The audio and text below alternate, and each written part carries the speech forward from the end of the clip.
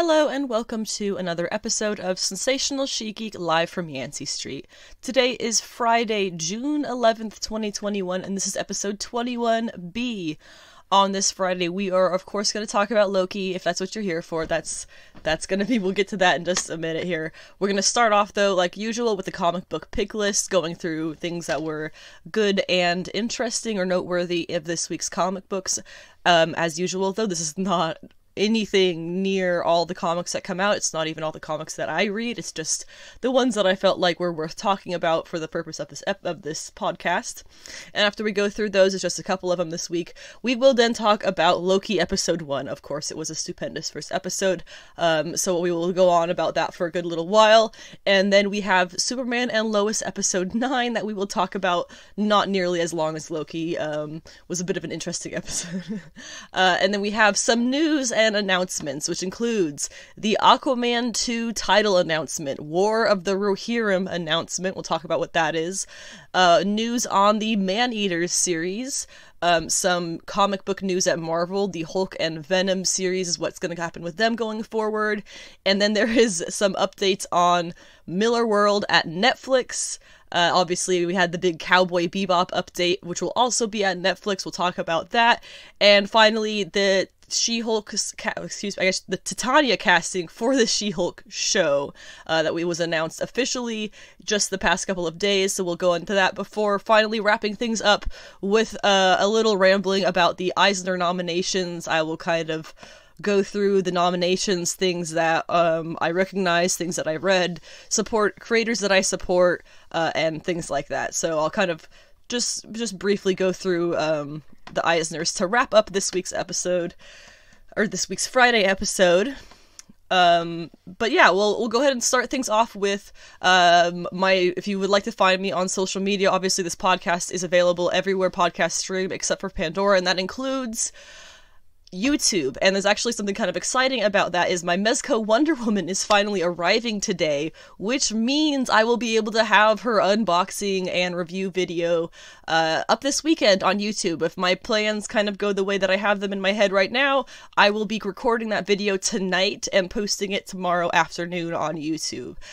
So that's really exciting. This is Mezco obviously has really incredible stuff that they give their figures usually, and so I'm really excited to go through the Wonder Woman figure. It's been a long time coming. She's been delayed so much, so that you can find on my YouTube page. It is just Sensational She-Geek is my YouTube page, as well as all of my podcast episodes are there in a playlist in order, so if you would prefer that as to going to any of the streaming places. Other than that, you can find me on Instagram. My username is Anna with the Comics, because that is my name, and then you have on Twitter, which I don't do quite as much with, is just Savage She-Geek, because Sensational was too many letters. And finally, I do have a website. I have been really lax about posting to it since I've started the podcast, to be honest. I'm a few weeks behind in posting my podcast notes, which is kind of the way that I put up. It's basically just the notes that I go over through the week to prepare myself to do the podcast. So that's me. If you don't like to listen to the sound of my voice, or you are hearing impaired or something like that, you can check out the podcast notes, because it has most of the information that I go over when I talk through the podcast. So without further ado, though, I think that covers everything. So we'll go ahead and get started with the comic book pick list. If you would like to skip over the comic book pull list, though, and get straight into Loki, go to about 28.5 minutes in. I will be wrapping up the pull list and just about starting to go into Loki and then the rest of the episode. So go ahead and do that if you want to skip the comics. It was a pretty big week, but I kind of narrowed it down to just a couple of comics that I wanted to talk about. For the Hellfire Gala comics this week, we have, of course, the last issue of X-Men number 21, as well as Tini Howard's Excalibur number 21. And then after that, we'll talk about Karmen number 4, which is one of my favorite series going right now, period. Then The Good Asian number 2, DC Pride, which was the anthology issue DC put out for Pride Month, celebrating their queer characters and creators. And then finally, we'll do Batman the Detective, which is Batman in England, and a lot of fun. Continues to be a lot of fun at issue, what are we at, 3 here? So really, really cool stuff that we're getting from Tom Taylor. So starting off with the Hellfire Club stuff, or the Hellfire Gala stuff, which was the X-Men books. X-Men 21, I figured out I believe, the reason that there are issues listed in red in the reading order at the back of these Reign of X comics, I guess that's the ones that are wrapping up. That's kind of what I'm thinking right now. It's like, oh, it's a one shot, or it's just the last issue in the series, because I know Planet Size X-Men is red, and X-Men number 21 was red, and then Marauders was red, but I'm pretty sure we're still getting more Marauders. So I don't know, that's where I'm at right now, though, because nothing really big happened in this X-Men issue, and I kind of thought before that's why they were in red, because there's something big reveal happening. Well, not really. Yes, we had the reveal of the X-Men team, but we already knew that. It was announced, gosh, probably a month or more ago, and of course the X-Men team, led by Scott and Jean, Cyclops and Marvel Girl. She's back to going by Marvel Girl. The rest of the team we already knew. It was Rogue, Sunfire, Wolverine, which is X-23, Sync, and then the one who, quote-unquote, won the fan vote was Polaris. Once again, I am a firm believer that was always predetermined. There was no vote that would have happened that would have changed the outcome, but who knows? But that is the team. It's really fun. We have 1, 2, 3, 4, 5 women. Is that correct? Let me count. 1, 2, 3. We have 4 women. I can't do counts. And we have 3 dudes. So that's awesome. We have the traditional Wolverine character, which is Wolverine, but it's X-23, so Logan's doing his own thing. He's going by Logan now in the Wolverine series, and gosh, wouldn't it be cool if they made that into a Laura series? And then he's also, what is it, X-Force that he's kind of, sort of running? Not really running, but he's like one of the people on it. Sunfire hasn't really been around very much in X-Men comics, as far as I know, in a long time. And he is also a Chinese superhero, so it's really exciting to see them bring in a character who's kind of been backplated for a while, and also is a Asian superhero, so that's really exciting.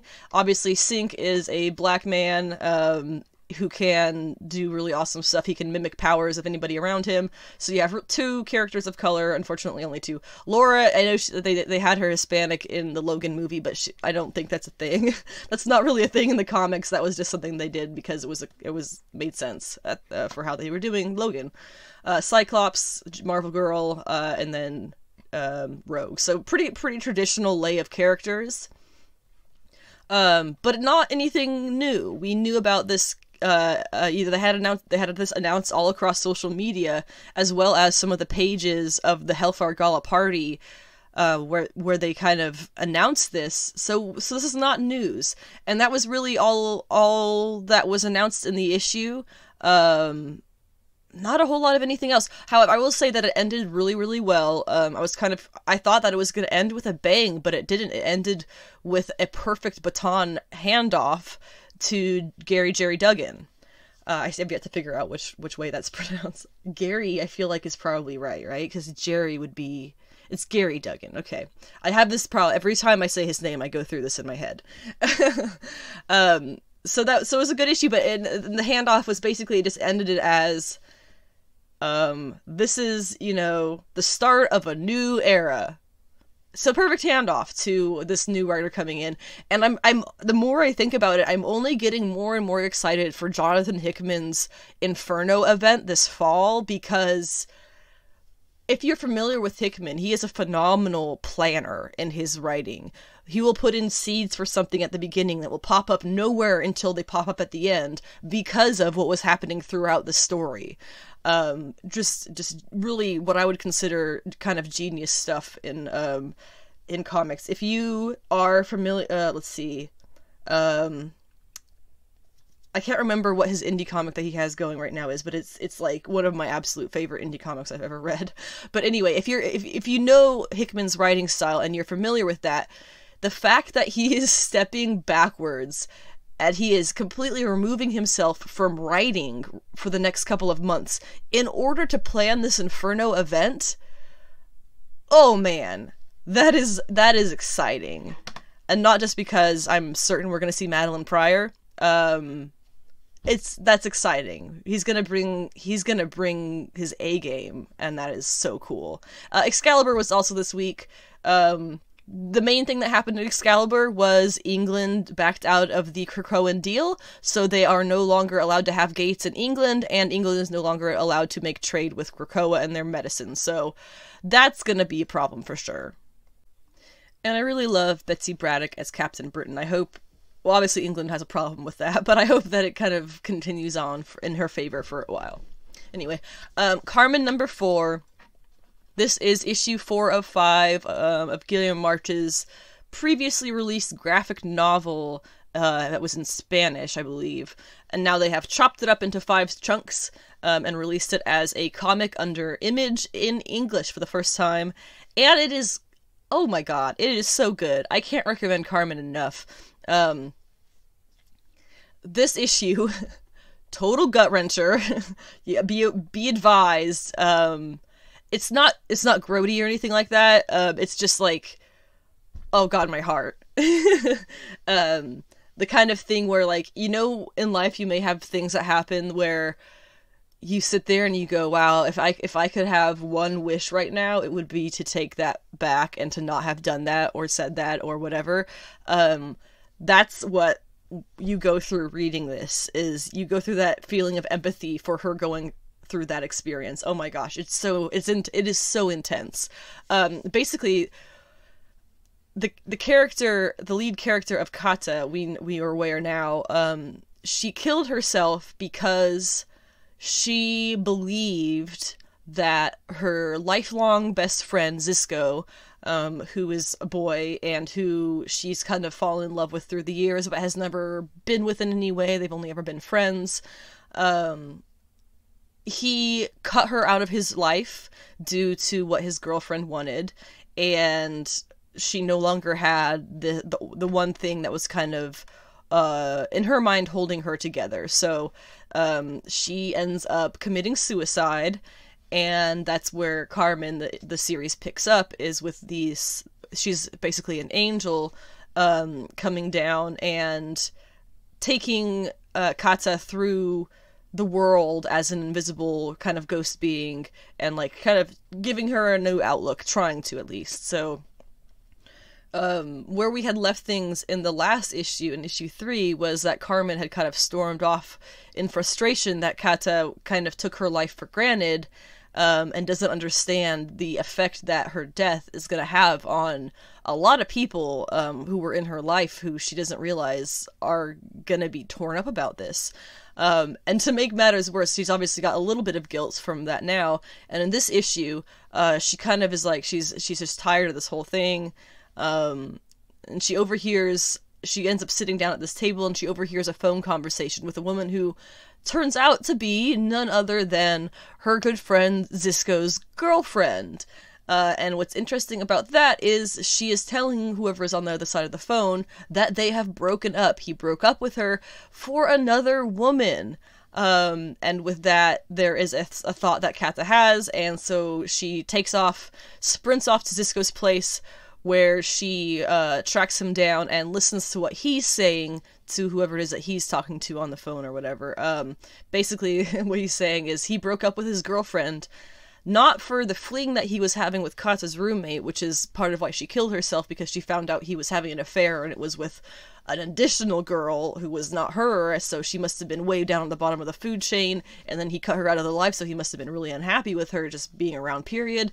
It was a really, in her mind, messed up situation that was leaving her in the dirt.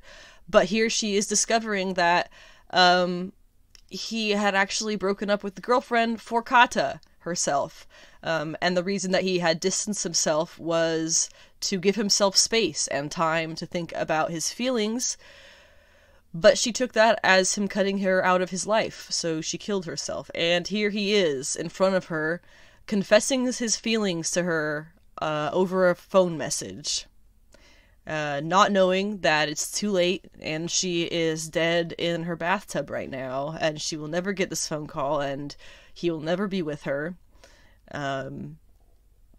Completely gut-wrenching. And obviously Kata understands this as well, and what she's done, and the effect that it's going to have, and the effect that it's having on her, spirit mind there. And oh my gosh, just completely heart-wrenching. And so the issue ends with her just standing there in front of him, with him wondering, why she won't answer her phone or messages. And she's like, she can do this thing as a ghost where if she touches somebody, she can connect with a part of their life and see their past. And she goes to touch him, and she can't even do that. This is just too much for her. And as the issue ends, we see the white light, which has been kind of following her, I gotta say, through brilliant paneling. There is a panel of, I think this takes place in Spain, I'm not sure, but there's a panel of this European city, or page, I should say. It's a full page spread with the white light following Kata, because of course as soon as it touches her, that's supposed to be her getting reborn into a new life, no memories, it's a whole new thing. It's the white light you see when you die. And so she's kind of been running from it as she's been putting these pieces of this story together, and now it's finally reached her. But the paneling of that spread, it was just genius. I don't know how to describe it. You have at this crazy angle of a sky view of the city, and you see the streets going across the whole page, zigzagging, and the panels are cut in a way that you see the white light following her through the page, one in each panel. It's just genius. My brain doesn't work that way, but apparently his does, and I am so impressed with it. So with the white light finally kind of reaching her, we have to assume that there are only going to be one of three outcomes. One being the most obvious, that Kata is reborn as a new being. One being, I guess two being that she somehow gets to live, that's the least likely one. And three being she somehow ends up in a job like Karmen, teaching spirits to, have a better life, which is not something that Karmen is supposed to be doing. We actually see her in this issue, and more of her working environment, including her boss, who is an older woman with basically made out of the digestive system, as opposed to Karmen being made out of the skeletal system, and the woman we saw in the last issue, which I think was the neurological system. I don't recall if it was blood or if it was nerves. And this woman, this digestive system, she's much older, and she basically tells Karmen, you know what, you need to get back to work or else you're gonna regret it. So I hope it doesn't end with Karmen, like, sacrificing herself or something like that. That would be pretty lame. But I'm super excited to see the last issue of Karmen. It's been a phenomenal journey, and I'm excited to see how it ends. The Good Asian #2 was a really great issue again this week. We're only 2 issues in, and I am fully into this for the full ride. I'm not sure how many issues it's gonna be, but whatever it is, I am here for it. If you recall, the first issue ended with Edison, who is the Chinese-American detective, something that is completely unheard of, to the point that someone in this issue actually kicks him out of her shop for thinking that he's lying. It's completely unheard of in San Francisco at the time. So the issue ended with Edison discovering a body that a little boy and his family discovered in their, like, basement or root cellar or something. It was a white man who had clearly been killed by a Chinese Tong, which is a gang, basically. And I was kind of wondering, like, how is he going to get them out of this? Well, Edison turned the little boy in. That's how he did it. The little boy begged and pleaded him not to, but he went ahead and turned the little boy and his family in for having this body in their basement. It's so interesting to me how he's characterized. He is so skeptical of Asians who act like white folks, but then here he is himself as the police detective, and we find out here in this issue that he is the basically adopted son of a wealthy white man, who is and then he sees people, like, enjoying themselves, mixing races, and he thinks how it's terrible because it's giving them hope. And you see what I mean? He's such a duality of a character. He has two different sides that are constantly warring. It's a side of him that wants to protect and maintain his Asian heritage, and then there's a side of him that wants to integrate, just forget about all that and integrate and just be one of the white people so that he doesn't have to deal with any of that. It's very clear that he has these two sides that are constantly at war, and because of that, it kind of comes out in this backwards, twisted, like, it doesn't make sense that you're hating Asian folks who act like white folks, but then you yourself kind of are that too, if you're gonna look at your whole scenario. So it's kind of interesting how he kind of works that way. And we find out here that he is searching for a woman named Ivy Chen, who is the housekeeper and lover, apparently, to that surrogate or adopted father, the wealthy white man. There is the woman who kicks her out of his shop. It's a local Chinese shopkeeper who he shows his detective badge to, and she thinks that he's lying, and he's like, no, really, I'm a detective. And she's like, no, get out of my shop, and she throws stuff at him for lying. It's pretty funny. It's another thing, he has this great respect for his elders, and especially for his elder Asian folks. So it's like, he's such a mismatch of characteristics for him trying to fit into this world that doesn't want him, kind of needs him, and same goes for the other direction. He doesn't want it, but he kind of needs it as well. So it's constantly a war, I think, in his inner psyche that he has just gotten so used to that that's become his personality. The issue kind of doesn't really end. Towards the end of the issue, he is in this club where a bunch of basically Chinese and white folk are getting along. It's like a secret speakeasy sort of situation, and they're getting along and they're friends, and he's just like, he hates it because it's giving people hope, and he hates that. He's like, oh, this isn't real. Well, Edison, why can't it be real? If enough of this happens, it'll wipe out the other stuff, right? In theory.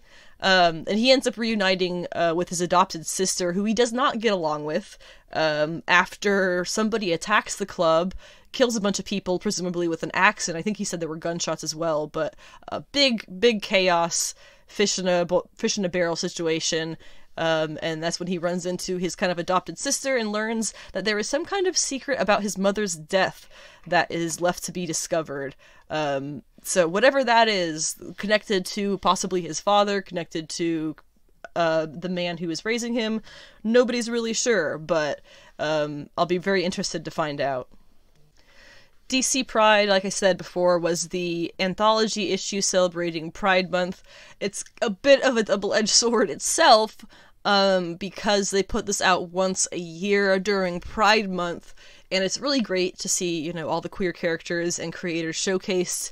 That's great. However, they only do it once a year, and so it leaves so much room for lack of a better term, haters to come out and call it pandering, because it looks like pandering. It's basically their equivalent of putting rainbow flags on all the cupcakes at Walmart, which I know I talked about in the last episode. Big double-edged sword there of, yeah, it's fake corporate BS, but yeah, you're gonna get some kid in, Minnesota whose parents are super homophobic, and they can't come out as being gay because of that, and they see that and they feel represented because that's the one tiny part of their world that exists that will, in their head, allow them to be that way. And so seeing that, that's good. And again, that's similar to this DC Pride issue. It happens only once a year, but that once a year that it happens, like, the people who don't get that representation for the rest of the year are going to be so pleased. And that's, oh gosh, I keep going around in a circle with this, and that's what I mean by it's a double-edged sword, is everything that you say that's good about it, you can say, well, also that's technically bad because of this, and everything you say is technically bad is also technically good because of another reason. Definition, double-edged sword, I think, or possibly catch-22. Whatever it is, this was a fun enough issue. I got the Jen Bartel cover because I love Jen Bartel's art, and let's be honest, Jim Lee did not do a very good job with the main cover. It looked like somebody trying to imitate Jim Lee art. A couple of these stories, I have no idea who these characters are, a couple of them, but the ones who you did, it was really great. I'm glad that not all of it was like, like, I have to give credit where credit's due. The Tynion, who I'm not a big fan of his DC work, his Batwoman story was pretty great because it focused so much on her childhood and her relationship with her sister, and stuff that was integral to her character that wasn't necessarily her sexuality, even though that's why she was being featured here. And they had similar things to my favorite story here, the Mariko Tamaki Harley Quinn and Poison Ivy one, which, first of all, holy hell, their outfits were like the cutest. It's the kind of outfits that, you know, Instagram girls put up. This is my outfit of the day. I got this, you know, really cute outfits. Not anything like what they normally wear, but it's just like fun girlfriend stuff. But what was cool about it, they're out here being girlfriends, fighting things and whatever, but they're also at the same time kind of discussing mental health issues and the effect of toxic relationships on the fear of getting new relationships. Just really kind of poignant stuff about there are all sides of relationships that doesn't necessarily just like lovey-dovey stuff. You have things you have to get through. You have things you have to work through together. You know, it's not all fun and games. And so it was really cool to see them kind of having this very mature discussion of, yeah, I've had this, or Harley saying, yeah, I've had this really terrible relationship in the past and it made me afraid of ever having one again in the future. You know, but it's worth it with you, yada, yada, yada. Obviously really cute. Mariko Tamaki is so up there for DC writers right now. And I'm always happy to see her on something. I think everything that I've ever read of hers has been really great, minus the Wonder Woman, but that's because of, I'm pretty sure, editorial reasons. But yeah, that was my favorite story. Check it out if you're interested in any of the characters who appear on the mediocre Jim Lee cover. Otherwise, get the Jen Bartel one because it's so much better.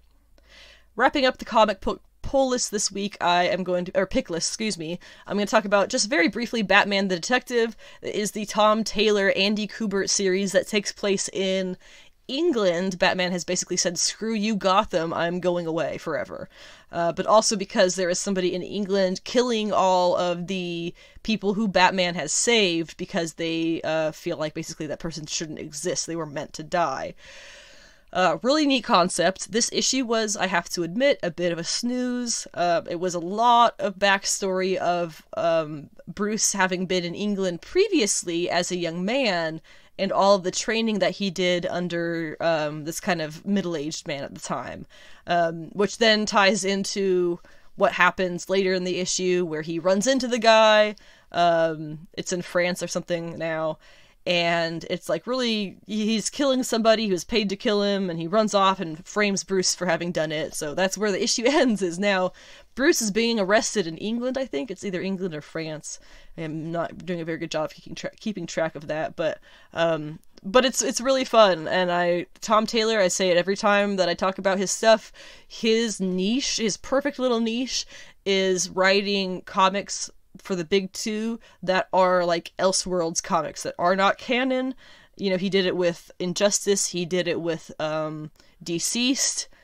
That is my favorite stuff to read from Tom Taylor. I'm hoping he gets that Marvel what was it, Medieval, whatever it was, series for the Avengers off the ground at some point, because I was looking forward to that.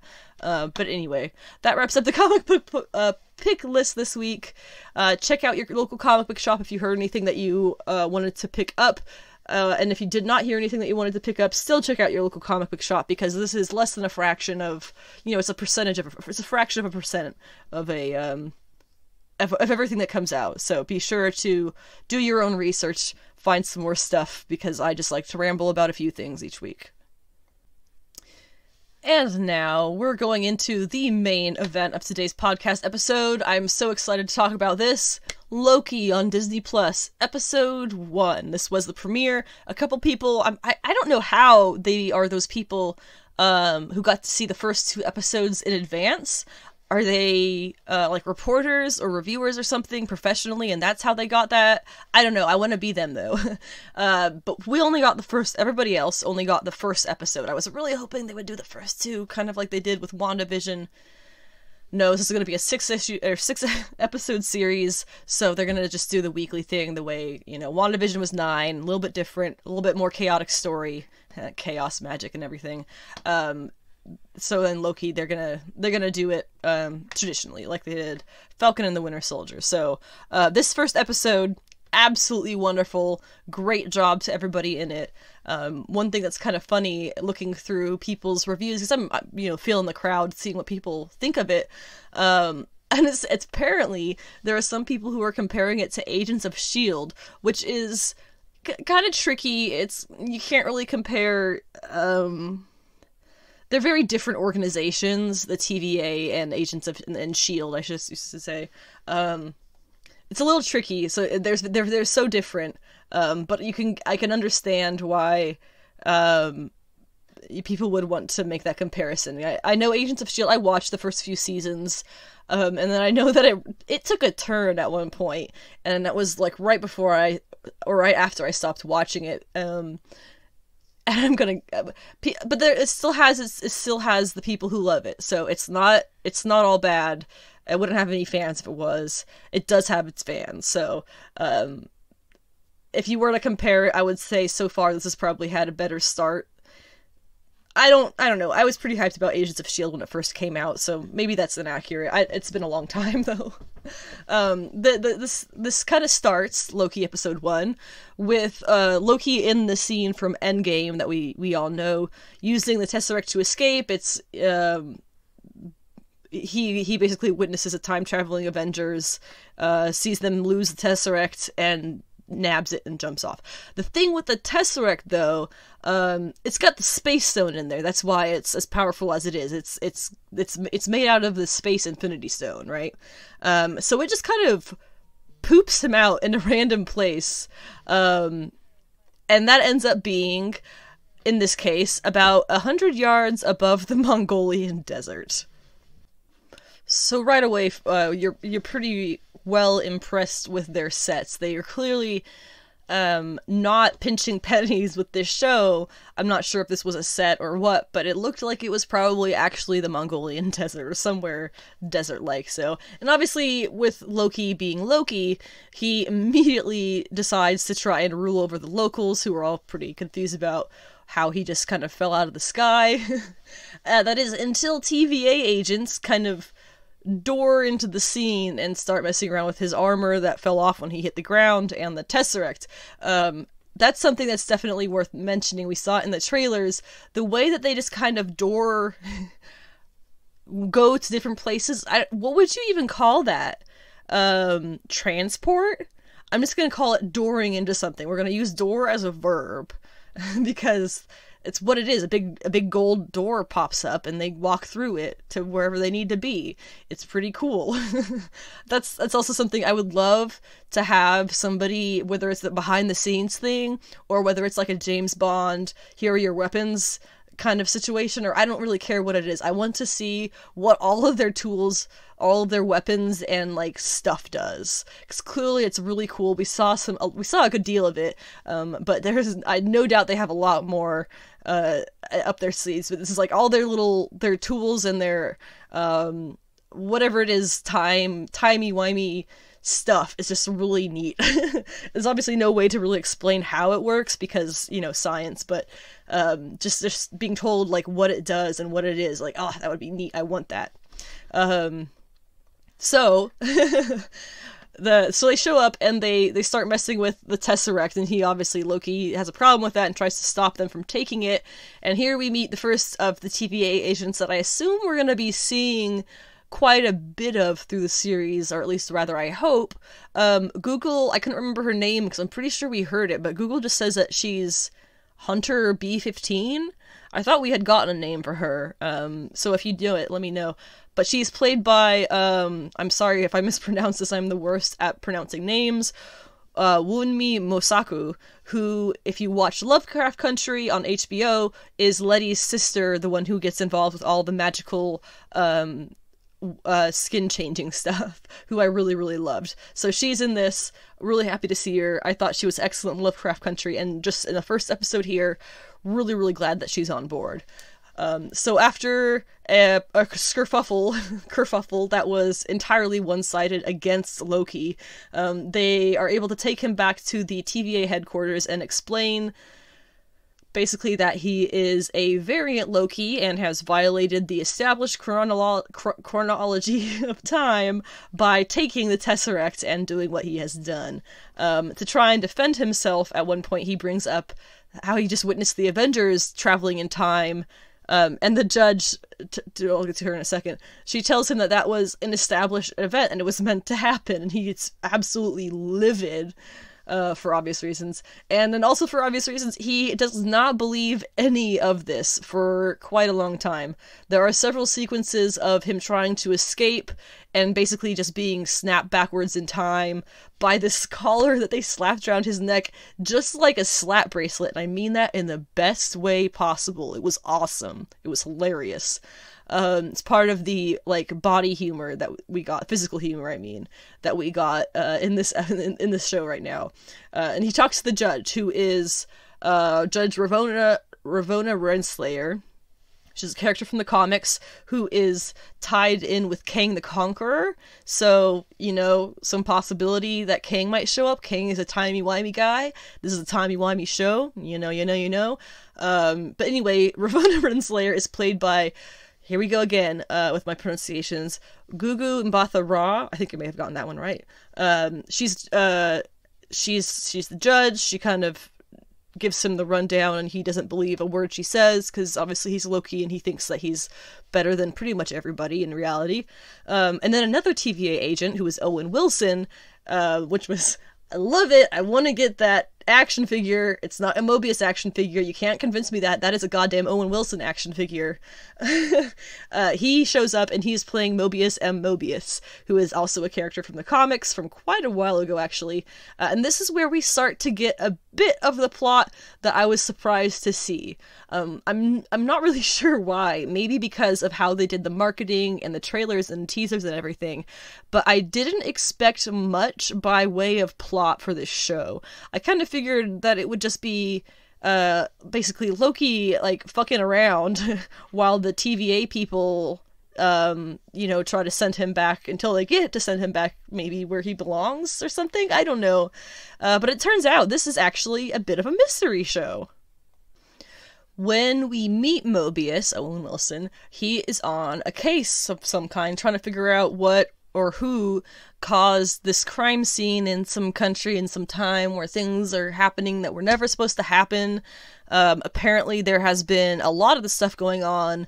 It's kind of like a rogue character, a rogue Loki character who they're not really sure what or who it is yet. And then a local kid, wherever he is, he asks if he knows who did this, and he points to a stained glass window on this church, which is a window portraying Satan. Now, obviously, for very understandable reasons, this gets everybody pretty much thinking that it's Mephisto because, duh. But also, was noteworthy, I believe, the director of Loki is actually quoted to have having said that the Satan figure there was supposed to reference a, quote, horned Loki who was cast out of heaven, unquote. Which brings up several speculations. Most obvious is Lady Loki, who very traditionally wears the infamous Loki horns pretty much all the time. There's several iterations of her, going from, Secret Wars to the technical part that was actually Loki taking over Sif, which was not something we like to reference. And there's a lot of different versions of Lady Loki. There's villainous, there's helpful, and blah, blah, blah. But pretty much the one standby is pretty much always wears the traditional Loki horns. We also know that there are rumors, I'm not sure how confirmed they are, that Kid Loki is going to show up in the show, as well as at least one of the versions of Enchantress, who may end up being the villain, is the main rumor there. As well as Kid Loki and, of course, Lady Loki. Any of those could be villain figures, but also, not, because it's Loki. It's very up for debate. I do have to mention, though, now, this is going to be a theory that a lot of people are probably going to roll their eyes at, and I get that, but I gotta put it out here. I still think that Angela could show up in the MCU Angela being, of course, a Todd McFarlane creation for Spawn. He killed her off, and Neil Gaiman, who was the actual... Well, it was a Neil Gaiman Todd McFarlane creation. I should have said that. But Neil Gaiman ended up selling her character to Marvel. Marvel put her in after their I think it was 2013... Age of Ultron is what it was, and it was the Bendis Age of Ultron, and they put her in there, and she turned out to be Thor's half-sister, so older half-sister that was put in a realm called Heaven, which was a was it 10th realm, and hidden off from the rest of them, so that's why nobody ever knew about it or her. So I believe that Angela could still show up in the MCU as Freya's first daughter, since there were the lines that Hela was specifically Odin's firstborn, and Freya specifically made the lines that she was raised by witches,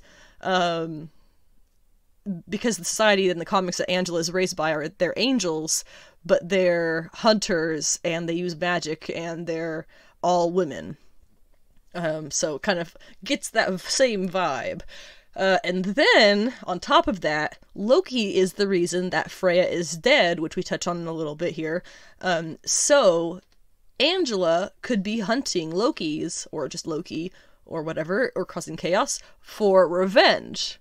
She is cast out of heaven in the comics. Literally, word for word, cast out of heaven. Just putting all that out there. You know, feel it up, see what you think. Meanwhile, back at the TVA, Mobius is the one to finally convince Loki of where he is, what he is, how and why, who, everything. He does this by showing Loki parts of his past, parts of his life that he's seen, then going forward and showing him his future, specifically the lead up and event of his mother Freya's death. Adopted mother, whatever. It is an event in the movie, in the moment, that completely crushed him, destroyed him, and it pretty much does the same of him witnessing it now. Later on in the episode, he actually is able to use the same kind of time view machine to see his own death even further in the future, which is Thanos popping his skull off of his neck joints with one hand. Breaking his neck. At that point, he's pretty much convinced that this is real, because remember, Loki is working for Thanos right now, and he just failed him for the first time. So seeing Thanos kill him is gonna make way too much sense for him, even this early on in the game. So I guess he just kind of ends up staying with the TVA.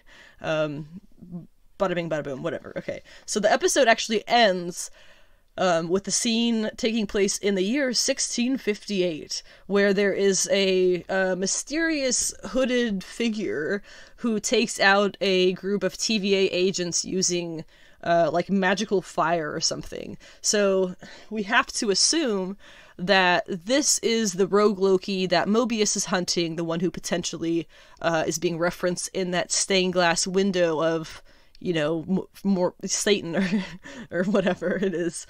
The hood that the figure is wearing really makes me think of Kid Loki, because he was wearing a yellow hoodie in his first appearance.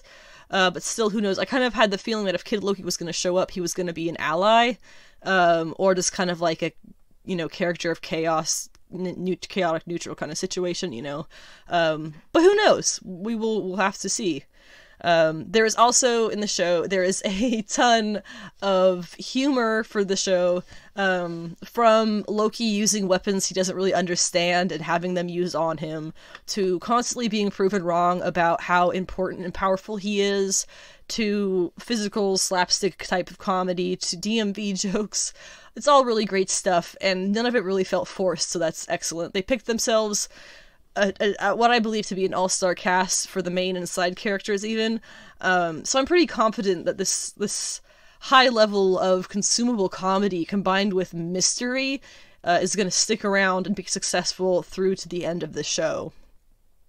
There's also a couple of things. There's also some mentions of Nexus events through there, Mobius says, and whoever else says, which brings in the possibility of seeing the Nexus of the Universe and Man-Thing, who is the character who guards the Nexus of the Universe.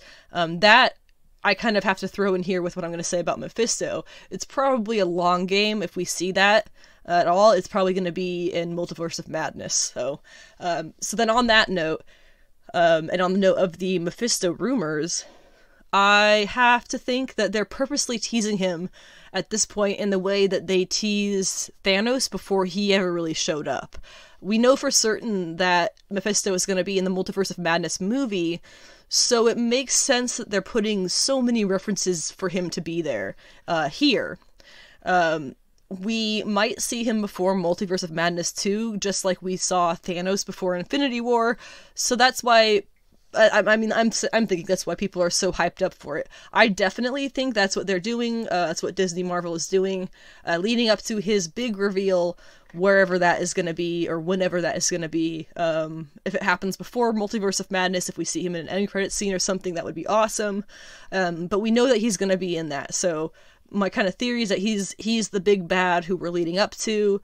Maybe not Thanos level, I'm not really sure. We'll kind of have to see how they decide to characterize him and how much of what we've seen already is actually his effect on the MCU. Because remember, Agatha's little witchy basement there, she had, what would you call that? Like, caps on her columns or whatever that had like little decorative figures of a devil face, so that was clearly meant to reference Mephisto.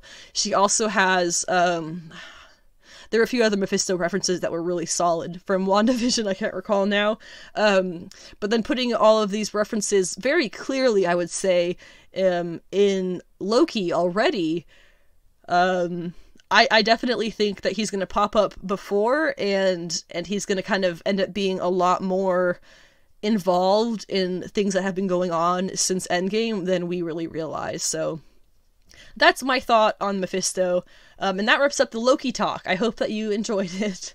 I would love to hear your thoughts on Loki. I'm seeing a lot of praise, so if you got negative opinions, honestly, just try not to talk about that so much. I don't care. But anyway, I hope you liked the episode. I hope you enjoyed this discussion. If you have any questions and things, I would love to do some research for you if I don't have the answer. So let me know. I want to know what you think about Loki. Next up, I'm going to talk a little bit about Superman and Lois episode 9. This was for the most part, a fun, very exciting episode, up until the big reveal at the end, which had my husband and I just kind of look at each other and roll our eyes real hard, because it was it was something. So after the whole shenanigans with the kryptonite gas-based weapons in the last episode, we now learn here that Clark has not fully recovered, because it was synthetic kryptonite, a lot of it, so things are a little bit unpredictable in how it's going to affect people, and things are happening like the physical effects for him, like he's getting knocked out and majorly bruised when he gets hit by some shotgun pellets repeatedly, which, you know, normally wouldn't even feel like a poke to him. But to make it worse, to make matters much worse, Jordan seems to have picked up the same sickness, like it's some kind of flu for Kryptonians. So he ends up getting super sick, kind of by way of ice breath. He starts sneezing out ice and stuff. It's really funny. And it's becoming more and more clear all the time that Jordan is definitely getting all of his dad's power set. And that is something that is going to have to be addressed by his parents at one point or another, because when Clark had taken him to the fortress initially, the machine thingy had said, well, it's probably just going to be this, and, that's it. Well, surely he's not as strong as Superman, but he's getting a lot more of the powers now, so there's growth happening. So you can imagine that there's growth happening with the amount of power set, or the powers in his power set, as well as the strength of each individual power. You have to imagine both of those things are happening, and could potentially become a big problem, or at least something his parents aren't really focused on right now. It might catch them by surprise once they kind of wake up and see it all at once. So after all this kind of happens, obviously everybody is going to blame General Lane, Lois's father, because I mean, it is technically all his fault that this happened. He created those weapons, and he kind of put Clark in the position of having to be there, and be involved with the weapons that they then were able to use against him. So yeah, he kind of deserves that blame, especially since he didn't warn Clark that this was synthetic kryptonite and the effects are, you don't know yet. So he should have had him in a lab or something to make sure everything was going to be okay. But they didn't. So, meanwhile, Sarah Cushing, who continues to be one of my favorite characters on the show, although I goddamn hate it. How... I get the CW is the CW, but do we have to have everybody sing at some point? Like, they had it in The Flash. I'm pretty sure they probably did it in Arrow. I have no doubt they did it in Supergirl. And now they're doing it here. Why do we have to have singing characters in superhero shows? People singing to me makes me so uncomfortable, and kind of watching it happen on a show, I can't imagine anything but being uncomfortable watching that happen. So I don't get the like, oh wow, she's such a good singer, let me just like stare into her eyes as she sings to me. I don't get that. So this whole scene just went way above my head, because Jordan was supposed to help her at the talent show, for her to sing or whatever, but he was obviously sick, so her dad kind of gets this hero moment to swoop in and help play in his place. So good for that, I guess. But it doesn't really last long, because he then later shows up at the Kent place and attacks Lois, and then even later that night arrives back at his home, totally confused as to where he'd been all night. Because here's the thing that we discover, apparently Morgan Edge isn't just making Kryptonians with the X-Kryptonite, he has figured out a way to actually put Kryptonian consciousnesses in the humans too. So, not sure how, it's kind of weird, but he also did this to Lois's like lifelong friend who she was trying to protect from Edge a little bit, and then she just ended up hired by him anyway, and turns out none of that worked. And this perhaps would also explain why Clark of that other universe that the Lex Luthor guy is from, that Steel Luthor is from, that would perhaps explain why he would choose the side of the Kryptonians in the end, even after a lifetime around the humans and everything being one of them, because they are probably the people who knew about him on Krypton in some way. It's a neat concept with a lot of room to make really good plots, which makes it really disappointing when you got to the big reveal. Even more disappointing when you got to the big reveal. You know, Morgan, it wasn't just that Morgan Edge has done the same thing to himself, turned himself into a Kryptonian. That wasn't just the reveal. The other half of the reveal was that the person in his consciousness, who he is now, I guess, is Kal-El's brother. That was stupid. Not only is he wearing the the traditional House of El symbol, very Kryptonian style, not the way that Superman kind of has it, very Earthman style. It's all in black, so that was like, okay, first that's super cheesy. And then now suddenly they've created a brother for Clark. I guess, okay, so I suppose, thinking about it now, you could say that this is a good thing in the fact that you now have the comparison of Kal-El and his brother, and Jordan and John being brothers. I guess if they go that direction and make it that kind of comparison, okay, but from what I'm seeing right now, this was stupid. Giving Kal-El a brother who, like, it would have, like, I know his father thing is, like, happened before, but it wouldn't have made a lot more sense if they made this guy his father, the way that kind of Bendis did, and had the father come back and he's, like, actually cuckoo. Like, wouldn't that have made more sense? I wonder if they were trying to avoid that, maybe trying to copy that storyline. I don't know. I don't think this is gonna work out. We'll see. So now we are going to move on to our news and announcements segment, starting with the news of Aquaman 2. We know that director James Wan is still in charge of Aquaman 2, and yesterday he posted on social media the title as he sat in a production meeting yesterday, assuming that's what it said on his computer. Why would he lie on the internet? It's going to be titled Aquaman and the Lost Kingdom. This could mean a lot of things. I'm not super familiar with Aquaman specifically as a character, aside from the, well-known plots and various factoids about who he is and who he's involved with. Aside from that, not super familiar. I imagine it's got something to do with a lost city, because that's what it says, but Atlantis or some other kingdom like that. I don't know, maybe it's something they made up completely out of their butts. I don't know. It's coming out December 16th, 2022. I also would like to take this moment to remind people that the first Aquaman movie made over $1 billion, which, if I'm not mistaken, is one of the highest grossing films in all of the DC comic book movie history. So the fact that they took away James Wan's second movie that he was going to get, the spin-off, as opposed to just the sequel here, he was supposed to get a spin-off as well, called I think it was called The Deep or something like that, about the various creatures that live in the ocean and are involved with the DC universe and stuff. They took that away from him, and I'm kind of peeved about that. It's not something that was needed, but his movie made over $1 billion. Clearly successful. So they in my mind, that should have been the, his green card to do whatever he wanted to at Warner, but I guess not. I won't call them racist because that's a bold statement to make, but, Anyway, moving on. War of the Rohirrim has been announced, coming from Warner Brothers. This is a Lord of the Rings Tolkien anime.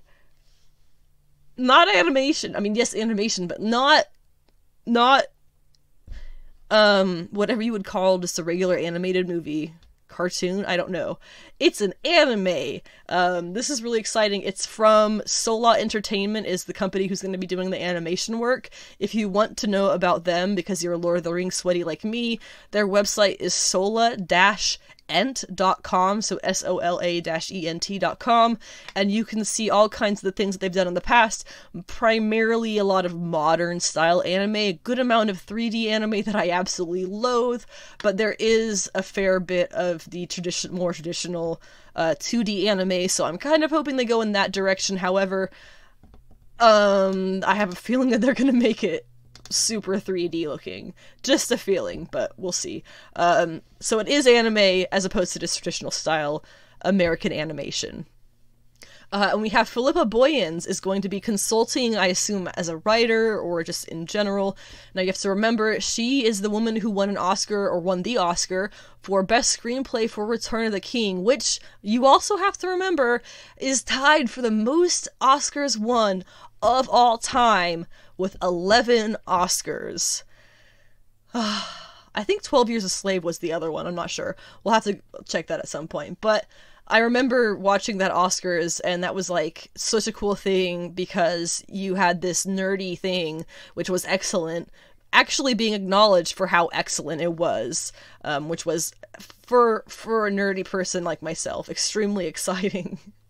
And we have yet to see anything like that return to the Oscars and be so successful. So, Philippa Boyens, star writer, will be consulting. It will be directed by Kenji Kamiyama. I don't know shit about what they've done before, so I'm sorry. And the voice casting is currently underway. They don't have anybody officially tied on for the voice cast yet.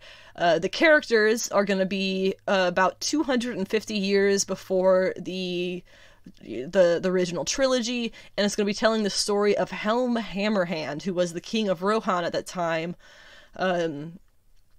a ancestor, I guess, of the characters who we see in the trilogy. And you should note, there is the live-action Amazon show that's going to be coming out, I believe, next year as well. It's going to be taking place, that show, the live-action one on Amazon, is going to be taking place in the Second Age, whereas this is going to be all in the Third Age. I'm not sure. Oof, I should have probably. I believe this is going to be a movie, so I think it's going to be released in theaters. That was kind of the what I kind of gathered. They didn't have anything about HBO Max. They didn't have anything about streaming. So I'm guessing it's going to be a movie showing up in theaters. So I'm giving that all of my fan love that it becomes successful, because I loved Lord of the Rings, I love the Tolkien stuff, and the adaptations, you know, it's fun. However inaccurate or whatever, it's always good fun.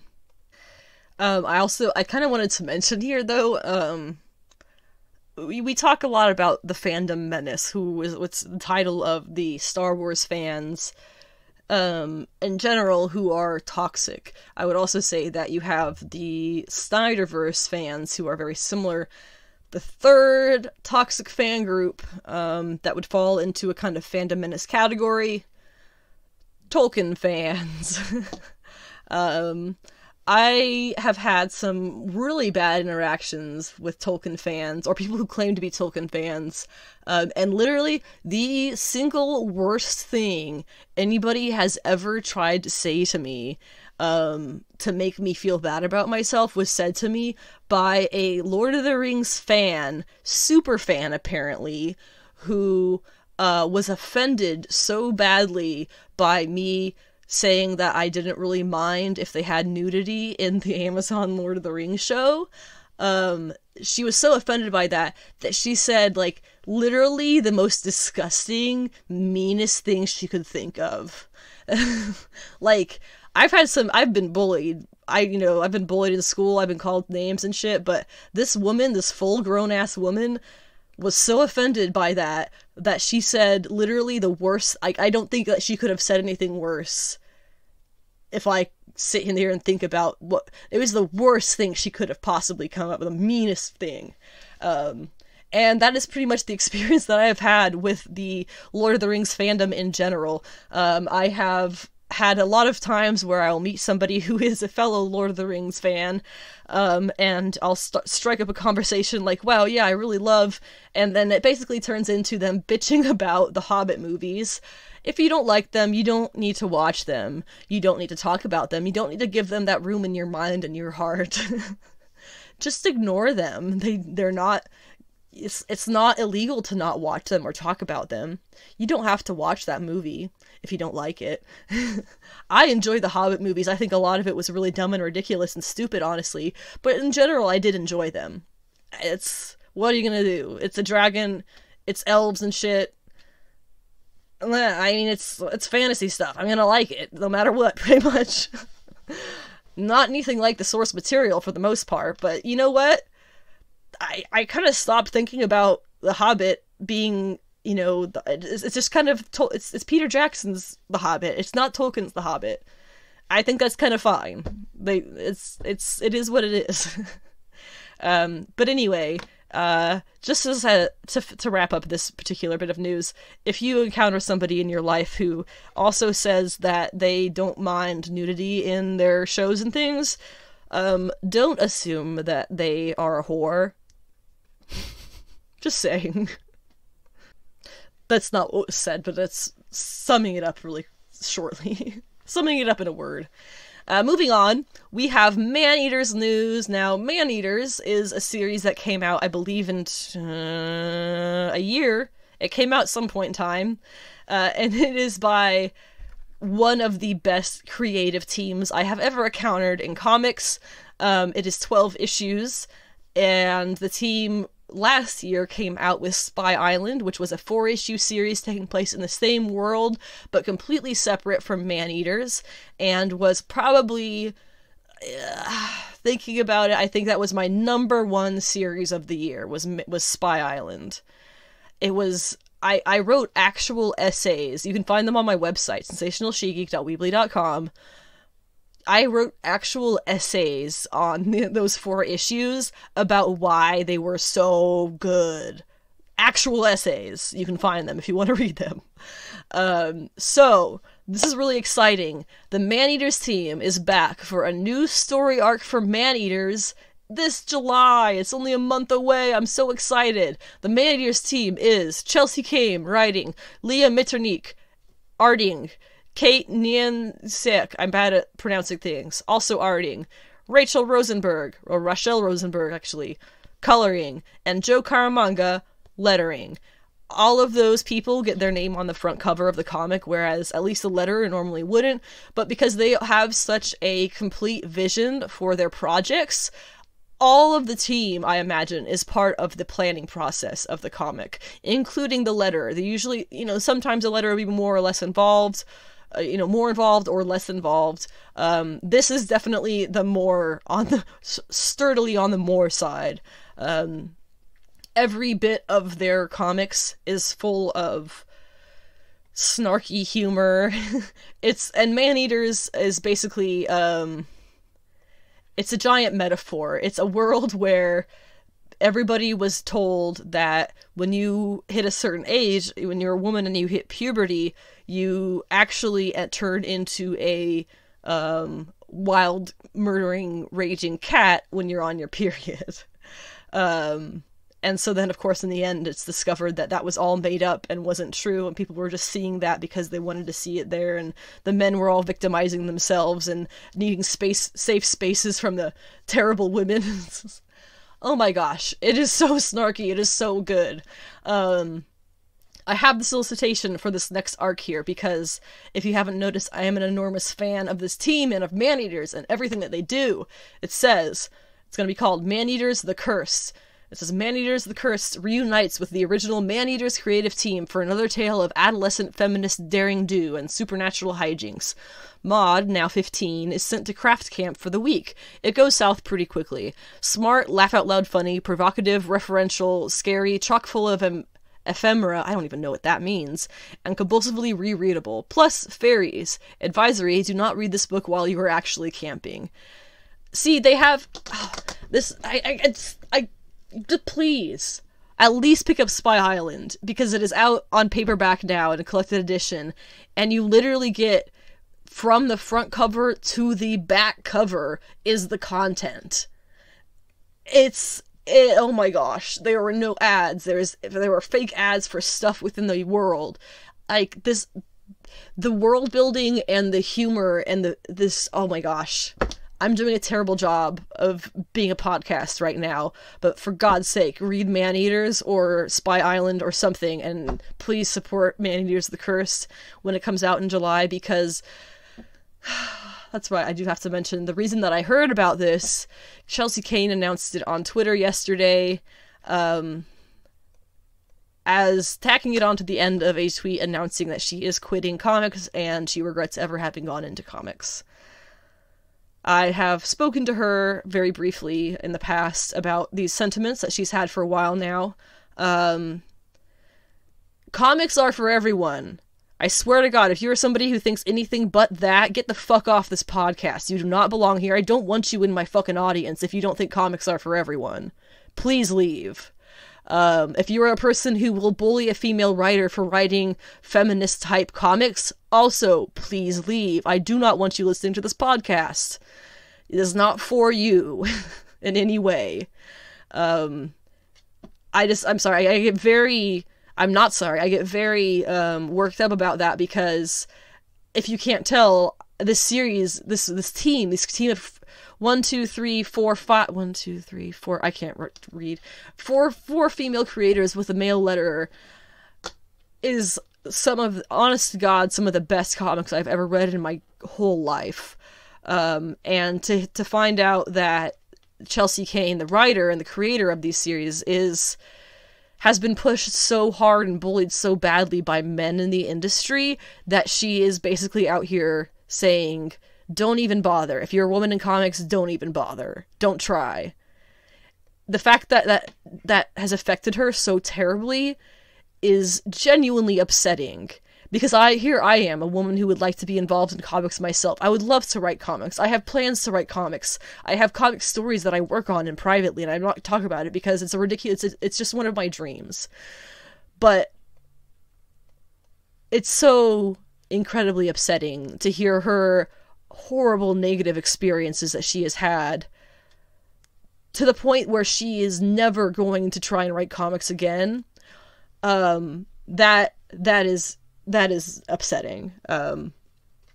But obviously I'm not going to say anything. This is her choice, of course, and if she feels like she's not welcome, she has no reason to have to stay around.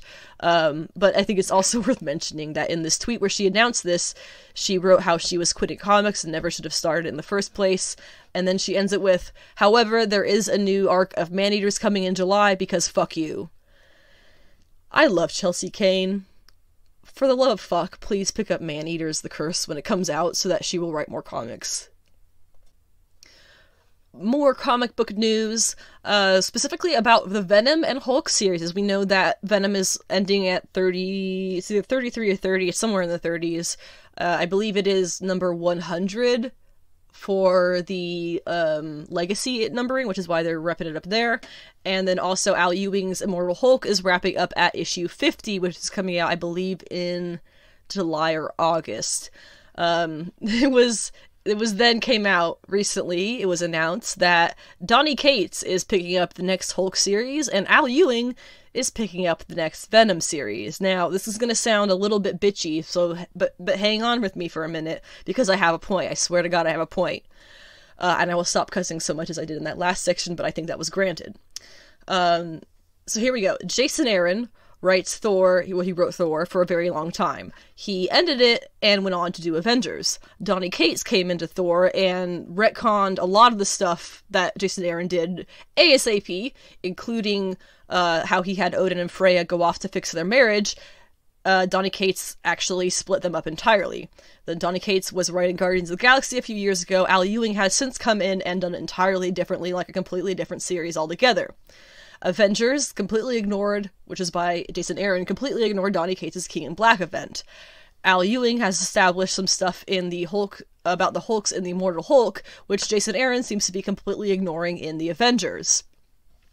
Venom was done by Donny Cates for like 30-something issues, and is trading off to Al Ewing, and based on the previews, it looks like it's going to go right back to how it was before Cates' run even started. Donny Cates is going to write Hulk after Ewing finishes off at 50, and will likely do something similar. Alright, now, I'm sure this probably sounds like I'm getting really nitpicky with continuity, but just hang on a second. What does all of this really, truly show? It shows that the big two desperately need new blood in their writers. This is 3 writers that I had talked about just now. Just 3. Covering like 6 different series, if not more. Please get new writing blood. These guys are too full of themselves and they're not putting out good work anymore. Please give me better comics. It's time. Now we have comic book TV show news. First off, the Millarworld Netflix update. So I know I talked about a couple episodes ago how the cast of Jupiter's Legacy was all released. Because clearly that was not as good as they were thinking it was going to be.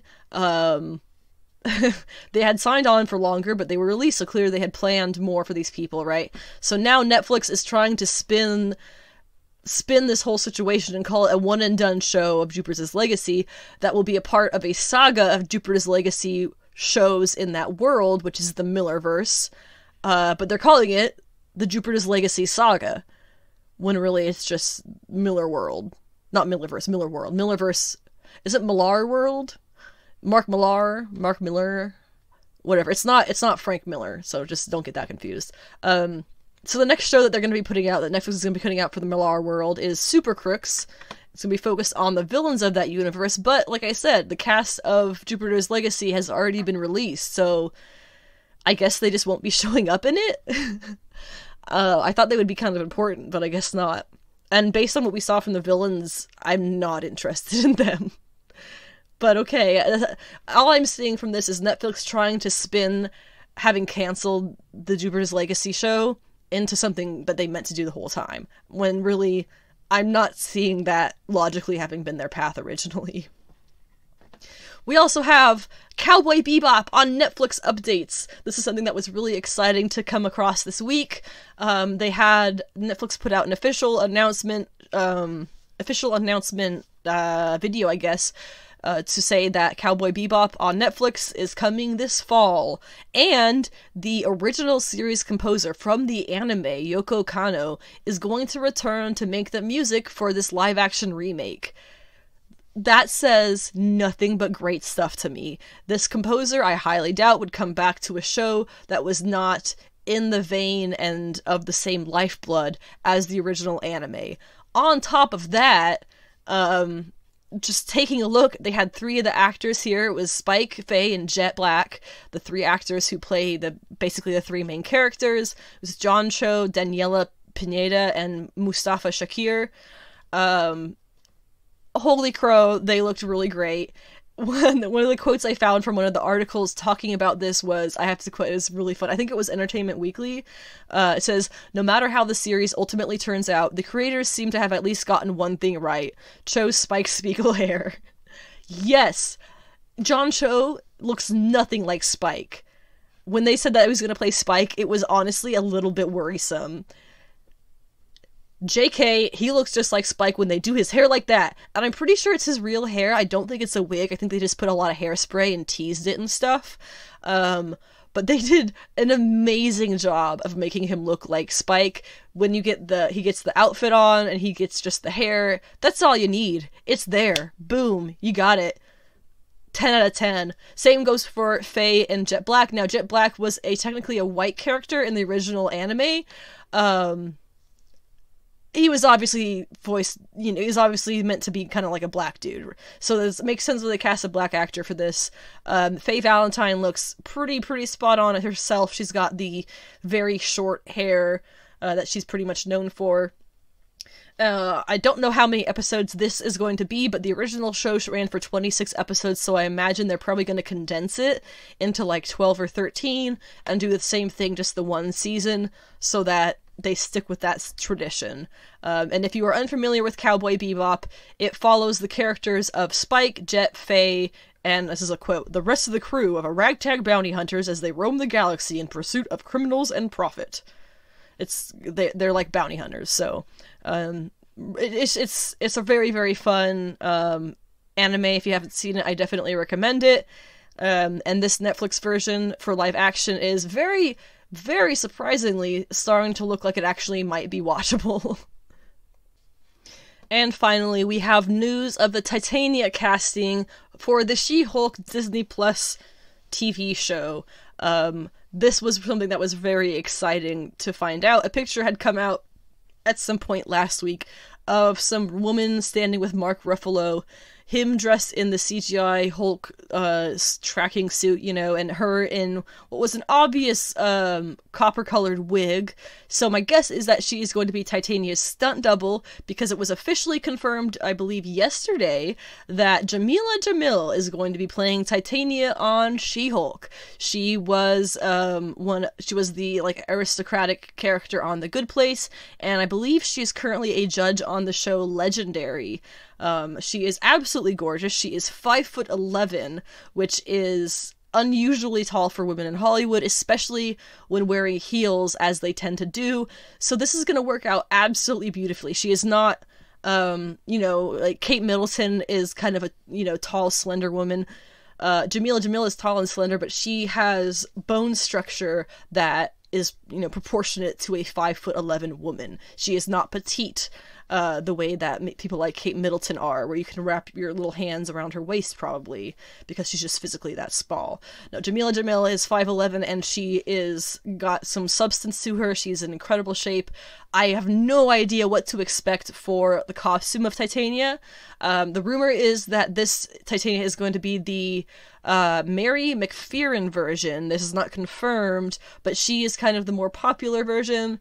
She's the second Titania in the comics who is introduced in Secret Wars #3. She is given all kinds of super strength and endurance and stuff after she's stolen off to the same planet that the heroes and I guess villains too were all stolen off to battle each other out. And as she was an enhanced strength person now, she obviously became kind of an enemy of She-Hulk, and her first fight with She-Hulk is in Secret Wars #7, which I believe is also the first appearance of Teresa Carpenter. Teresa Carpenter. So this is really exciting. She's a great actress. I have never seen her play a character who is any kind of villain or anything like that, though. But if I don't know, to give credit, I believe she played numerous versions of herself in The Good Place. I could be wrong about that, but everything I've seen her on, I've been impressed with it. She is British, so I'm curious if they're gonna have her wipe that out and do an American accent, or if they're gonna have Mary McPherson be British. I genuinely don't know if she is in the comic. But in any case, I am very excited to see Jamila Jamil in She-Hulk. It's not going to come out till next year, but it is fully in progress of filming. Tatiana Maslany, of course, playing Jennifer Walters as She-Hulk. She herself is not as tall as Jamila Jamil, so I'm wondering, she's probably going to be playing Jennifer Walters in her, standard human form as herself, and then will be the CGI or whatever it is that they're going to do for her as She-Hulk. I really, really hope they're not doing the same thing that they kind of did with Bruce for, like, the Smart Hulk thing. I'm hoping that they can do a little bit more practical effects, because she's not quite the scale that Bruce's Hulk is, and she is definitely not physically resembling her Hulk. The way that they're probably going to be doing it is not a Hulk that physically resembles Bruce in any way, except for the fact that she is his cousin and is green. Which also makes me wonder, it's something that I was asking my husband about last night. I wonder if they're going to be doing, it was something that Al Ewing actually made canon in his Immortal She-Hulk one-shot, I believe it was earlier this year or last year.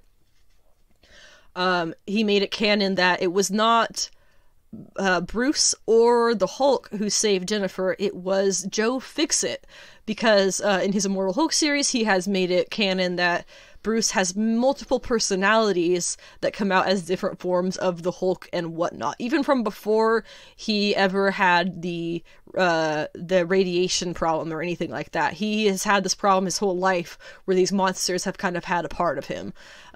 So the part Bruce couldn't handle it, Hulk couldn't handle it. When Jennifer was dying and needed a blood transfusion, Joe Fixit's calm, cool demeanor came out, handled the situation, and saved her life. I would be super thrilled to see Bruce's alter egos in different forms coming out in this show, to kind of, give us some more different types of the Hulk. He's become so boring in the MCU, and that would be such a cool way to give his very old, tired character a little bit of fresh life again. And again, I really hope he's not in it that much, to be honest. I want this to be 100% a She-Hulk show where Bruce just kind of pops in for like a moment or two, just to save the day and then die or something. But I want to see his ass get beat. That is all. I want to see that. Now, going through the Eisners, there's a lot of stuff on here that I don't recognize. So I'll it's going to be a quick, dirty run through of me reading the Eisner page to you, basically, from what I recognize. So, best short story, I don't think I recognize anything in it. Best single issue, I recognize Hydra by Jesse Longerman. That was a really good one. The Other History of the DC Universe, #1 by John Ridley and Giuseppe Camuncoli. Really, really good stuff as well. Let's see, best continuing series. Here's a good category. You have Bitterroot, Daredevil, The Department of Truth, Gideon Falls, Stillwater, and Usagi Yojimbo. All really well-known series, and actually 2 different Chip Zdarsky series, so odds are he's going to win one of them. My vote here would probably be Daredevil, because there has not been a single issue of Daredevil that I have not been supremely excited for, and ended on a supremely excited for the next issue note. For Best Limited Series, we have Barbalian the Red Planet, Decorum. Oh, that's the Jonathan Hickman one. I love Decorum. Far Sector, Strange Adventures, Superman's Pal Jimmy Olsen, and We Live. All of these are a series that I have heard of. I have not read We Live or Barbalian, or Superman's Pal Jimmy Olsen, because honestly I don't care about Jimmy Olsen. But Decorum, Far Sector, and Strange Adventures are all stupendous. The writers are Jonathan Hickman, N.K. Jemisin, and Tom King, with art by Mike Huddleston, Jamal Campbell, and Mitch Gerrits, as well as Doc Shaner on Strange Adventures. Really, really great stuff. I would probably be happy with any of those winning. For Best New Series, we have Black Widow, Crossover, The Department of Truth, Philadelphia, and We Only Find Them When They're Dead. Again, pretty much any of those except for Crossover, I would be totally thrilled to have them win. They're all really great series. I have not read Philadelphia, but I've heard some great stuff, and I'm probably going to pick up a volume of it to check that out. Let's see, anything else that I recognize here? Publications for Kids? No. Oh, Superman Smashes the Klan is on Publications for Kids. It is an all-ages comic. Don't be mistaken that you have to be a kid to read it. Let's see, teens, no. Humor publications, I actually don't know any of those. Anthology, nothing really interesting. Reality-based work, again, not really interested in those.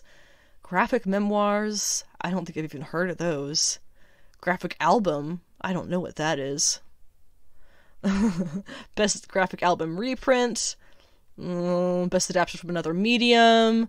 Best US edition of international material. Surprised I actually don't recognize any of those.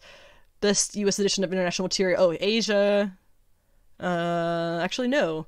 Best archival collection print project strips. A lot of the stuff now I think we're gone beyond what I would ever recognize. Oh, here we go. Best writer. We have Ed Brubaker, Matt Fraction, Jonathan Hickman, Jeff Lemire, James Tynion, and Chip Zdarsky. I would be fine with any of those besides Tynion. Lemire has had his moment. Brubaker kind of has too, but Fraction, Hickman, and Zdarsky are some of my favorite writers in comics, so that's good. Best writer / artist, there is Junji Ito, Pascal Jouisson, or possibly Huisson, I don't know, Trung Le Nguyen, Craig Thompson, Adrian Tomine, Jean Luen Yang. My voice was really cracky there. Best penciler or inker team, you have Michael Allred, Margaret Gacchetto, George Corona, Bertrand Gatignol, Mitch Gerrits, and Doc Shaner, and Sanford Green. Those are some really good series that those guys are representing. Let's see. Best cover artists, we have Jamal Campbell, Simone DeMeo, Mike Huddleston, Dave Johnson, Peach Mocha, and Ramon K. Perez. Let's see. Best coloring. Best lettering, we have Mike Allred, Deron Bennett, Aditya Baker, Clayton Cowles, of course, Stan Sakai, and Russ Wooten. Probably Clayton Cowles is going to win because he usually does. And let's see. Academic works, publication design, digital comics, and web comics. Not things that I recognize. So that wraps up this episode of Sensational She-Geek live from Yancey Street. It's a bit of a long episode, but thank you for sticking around to the end if you did so, or for listening to whatever part that you did. I already went over my socials at the beginning, so I will not repeat myself at the end. However, this podcast is available everywhere podcasts stream besides Pandora, including YouTube, so if you would like to like, follow, rate, subscribe, comment, share, rate, I think I said that one already. All the things that you can do are available to do, so please do them, because more people will listen to my podcast, and that would be excellent. The next episode is going to be coming out on Monday, the 14th of June, where I'll be covering the new Comic Book Day pull lists for that coming week, as well as the Bad Batch episode, whatever it is that we're on now, which is premiering today on Disney+, and I may talk a little bit about whatever, Oh, I know there is a Filipino anime based off of a manga, I believe, that is up on Netflix today, so if we watch that this weekend, which no doubt we will, I will give you an update on that, and of course there are always news and announcements and things and speculation going on across the internet for the, nerdy community, so I'll have all of that as well coming on Monday the 14th for episode 22A. Thank you so much for listening. I hope that you stay cool this weekend wherever you are. Don't get too hot, but do get sweaty.